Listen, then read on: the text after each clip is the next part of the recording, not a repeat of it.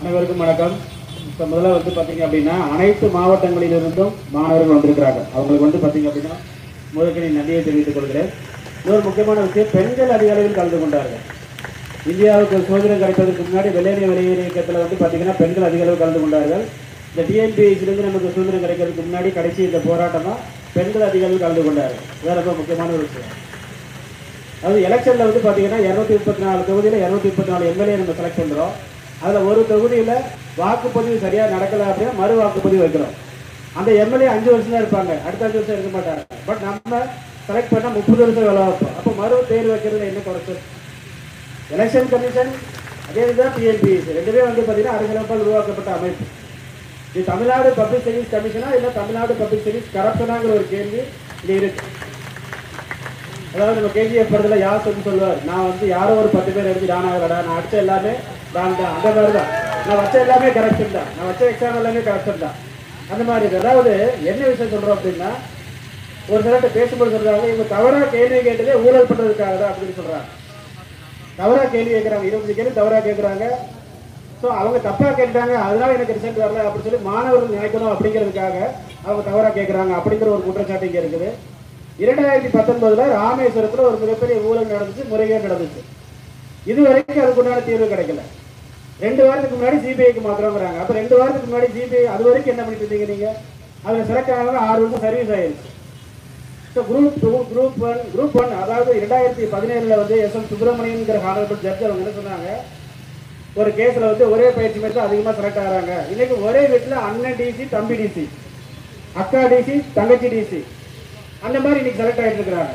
அது தப்புன்னு சொல்லலை, நான் இல்லைன்னு சொல்லலை.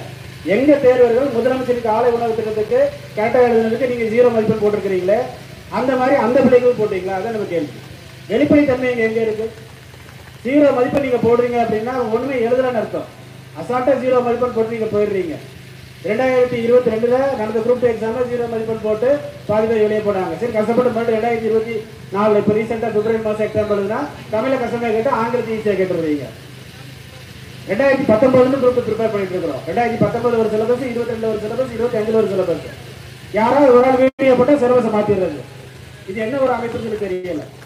இதெல்லாம் எதுக்காக நம்ம சொல்றோம் அப்படின்னா, இவ்வளவு நடந்தும் டிஎன்பிஎஸ்சி அமைதியாக இருக்கிறது என்றால், இந்த ஸ்வீடன்ல பார்த்தீங்கன்னா ஸ்டாக்ஹோம் அப்படிங்கிற இடத்துல நோபல் பிரைஸ் ஆன் பண்ணுவாங்க. உலக அமைதிக்கான நோபல் பிரைஸ் 2025 டிஎன்பிஎஸ்சிக்கு வழங்க வேண்டும். இதை மாணவர்கள் சார்பாக நான் கேட்டுக்கொள்கிறேன். நம்ம என்ன சொல்றோம், அதாவது ஒரு சில விஷயங்கள் சரி ஓகே, இது தப்பு, நான் ஒத்துக்கிறேன். கொஸ்டின் பேப்பர் தெரியாம இங்க நாமக்கல் காலேஜில் தெரியாம ஓப்பன் ஆயிருச்சு, சரி ஓகே. திருநெல்வேலியில் தெரியாம ஓப்பன் ஆயிருச்சு, ஓகே. நேஷனல் விழுப்புரம் தெரியாம ஓப்பன் ஆயிருச்சு, ஓகே. எத்தனை இடத்துல தெரியாம ஓப்பன் ஆச்சு? இதற்கு முன்னே இந்த மாதிரி ஸ்டூடெண்ட்ஸ் வீடியோலாம் அவங்களே வாலண்டியரா சொல்றாங்க. இப்போ நம்ம என்ஆர்ஐஎஸ் அகாடமி சார் சொன்னார், இப்படியே இருந்தால் குரூப் 2 எக்ஸாம் நாங்கள் எழுத மாட்டோம், பாய்காட் பண்ணுவோம். இன்னைக்கு குரூப் 2 உடைய ஃபைனல் டேட் அப்ளை பண்றதுக்கு எத்தனை பேர் அப்ளை பண்ணியிருக்கிறாங்க? 2 லட்சம் அப்ளை பண்ணியிருப்பாங்களா? நான் அவ்வளோ அப்ளை பண்ணியிருப்பாங்க. மேக்ஸிமம் போனால் 3 லட்சம். ஒவ்வொரு வருடமும் 7 லட்சம் 6 லட்சம் தேர்வர்கள் அப்ளை பண்ணக்கூடிய குரூப் 2 எக்ஸாமினேஷன்ல இந்த வருஷம் 3 லட்சம் தான் அப்ளை பண்ணியிருக்கிறாங்க. டிஎன்பிஎஸ்சியே தோல்வி. ஆங்கில மீடியம் படித்த தேர்வர்களும் தமிழ்நாட்டு தேர்வர்களும் நம்முடைய சகோதரர்கள் தான். திடீர்னு நீங்க ஜெனரல் இங்கிலீஷை தூக்கிட்டீங்க, சரி ஓகே. அப்ப ஜெனரல் தமிழை கஷ்டமா கேட்க வேண்டியது. தமிழ் எழுதுனா மார்க் போடுறது கிடையாது. தமிழ்ல எழுதி ஐஏஎஸ் ஆகலாம், தமிழ்ல எழுதி ஐபிஎஸ் ஆகலாம். என்ஆர்ஐஎஸ் அகாடமி சார்பாக அவங்க பலத்த கரவசத்தை எழுப்புவோம். அதனால என்ன சொல்ல வரேன் அப்படின்னா, தயவு செய்து உங்கள் போக்கை மாற்றிக்கொள்ளுங்கள்.